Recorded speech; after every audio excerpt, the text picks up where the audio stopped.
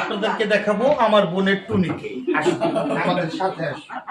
চলেন এই হলো আপনাদেরকে আমার নিয়ে যাই। বোনের টুনি। ওয়াও, ঠিক আছে, দেখি কি রান্না করেছে, একটু খুলো দেখি। অবশ্যই অবশ্যই অবশ্যই, কেন না।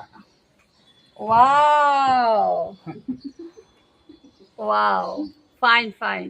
হ্যাঁ, আর দেখেন না, আমরা সবকিছু নিয়েই মনে করো জ্বালাতলি করি। দেখেন, দেখতে Wow. পারেন, নিচে দেখেন, খুব সুন্দর। খাটের নিচে লাকড়ি রাখছি, বুঝলি? এই জানলাটা কিভাবে হয়েছিল, এটা আমার বোনের জানা, মাঝখানে।